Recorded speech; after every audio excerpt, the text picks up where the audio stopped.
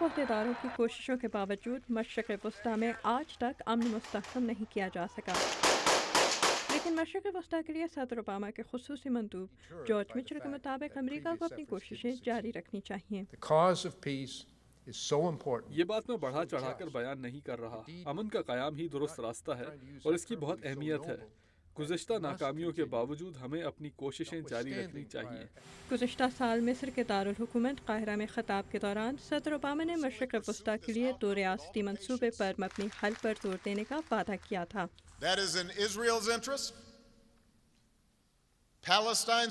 اس میں اسرائیل اور فلسطین، امریکہ بلکہ دنیا بھر کا فائدہ ہے، اسی لیے میں ذاتی طور پر اس کام پر اپنی تمام کوششیں وقف کرنے کو تیار ہوں۔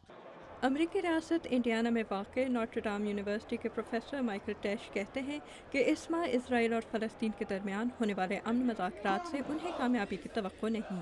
ٹیش کے مطابق اس عمل کو کچھ رکاوٹیں درپیش ہیں، جس میں غزہ کی پٹی پر حکومت کرنے والا جنگجو فلسطینی گروپ حماس اور 2 ریاستی منصوبے پر اسرائیلی وزیر اعظم بنجامن نیتن یاہو کی غیر رضامندی شامل ہیں۔ رجائیت پسند یہ کہہ سکتے ہیں کہ صدر اوباما اس مسئلے کا حل تلاش کرنے پر ڈٹے ہوئے ہیں، اور انہوں نے قاہرہ میں اپنے تاریخی خطاب کے دوران عربوں اور مسلمانوں کی جانب دوستی کا ہاتھ بڑھایا، جس کے مثبت نتائج ان کی صدارت کے شروع میں ہی ظاہر ہو رہے ہیں۔ لیکن میں سمجھتا ہوں کہ امن مذاکرات کی کامیابی کی راہ میں بہت بڑی رکاوٹیں حائل ہیں۔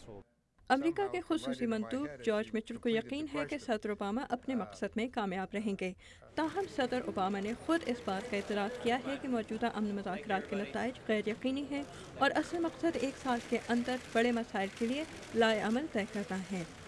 کاؤنسل آن فارن ریلیشنز نامی ٹی سی کے ایک تھنک ٹینک کے رابرٹ ڈینن کہتے ہیں کہ صدر اوباما کی مدت صدارت میں ابھی کافی عرصہ باقی ہے، جس کی وجہ سے انہیں فائدہ ہوگا۔ صدر اوباما کو اس عمل پر اختیار ہے۔ سابق امریکی سربراہوں کو بہت مشکلات درپیش تھیں، ان کی حکومتیں ختم ہونے والی تھیں اور تمام پارٹیاں یہ بخوبی جانتی تھیں۔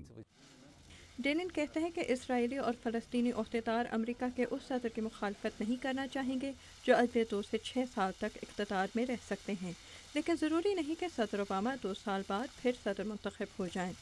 میں یہ نہیں سمجھتا کہ اس مسئلے پر توجہ دینے سے امریکی رہنماؤں کو یقیناً نقصان ہی ہوگا، لیکن یہ سچ ہے کہ اسرائیل اور فلسطین کے درمیان امن قائم کرنے کی کوششوں کی بنیاد پر امریکہ میں صدارتی انتخابات میں ووٹ نہیں دیے جاتے۔ سابق امریکی صدر جمی کارٹر نے 1978 میں مصر کے صدر انور سادات اور اسرائیلی وزیر اعظم مناچم بیگن کے درمیان کیمپ ڈیوڈ میں مذاکرات کروائے تھے۔ سابق صدر جارج ایچ بش نے اسرائیلی اور عرب رہنماؤں کے ساتھ 1991 میں میڈرڈ پیس کانفرنس میں شرکت کی تھی۔ دونوں ہی اگلے صدارتی انتخابات میں ناکام رہے۔ صدر اوباما مشرق وسطیٰ میں امن کے قیام کے علاوہ افغانستان اور عراق میں جنگ، معیشت اور نومبر میں ہونے والے انتخابات پر بھی توجہ دے رہے ہیں۔ یونیورسٹی آف پینسلوینیا کے ایئن رسٹک کے مطابق اسی وجہ سے فلسطین اور اسرائیل کے درمیان امن معاہدہ کرانا اور بھی مشکل ہو گیا ہے۔